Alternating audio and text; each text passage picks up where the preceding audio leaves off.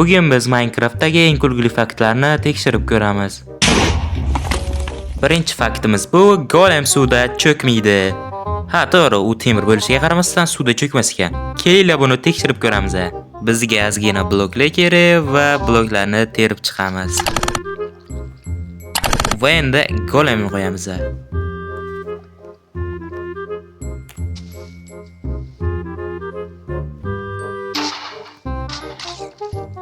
Sal ichkariroq qo'yib biratishga.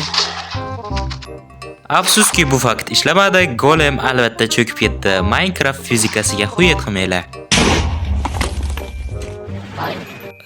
Nima?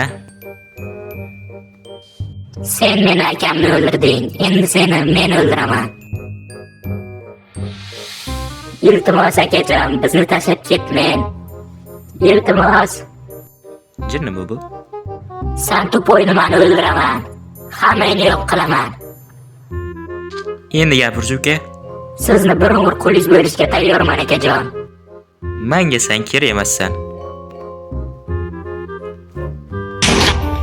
Keyingi fakt juda qiziqarli ekan. 2-3 blokdan tog'ning ustiga sakrasak umuman jonimiz ketmas ekan. Kelinglar buni sinab ko'ramiz.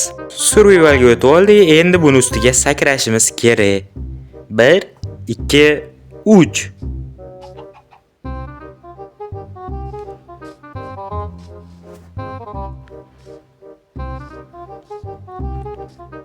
Men boshqatdan sakrashga qaror qildim. Hop, 1 2 3. Yo'q, jonimiz ketmadi. Endi tovuchani o'ldirishimiz kerak.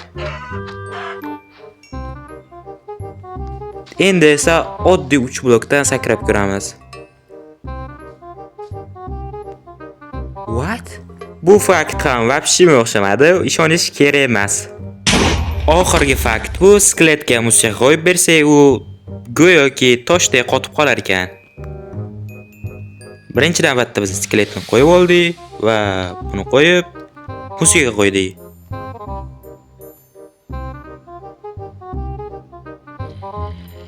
Yo'q, bu lifehack ishlamadi. Afsuski, keyingi videoda qanaqa faktlarni sinab ko'rishni kommentariyada yozib qoldiring.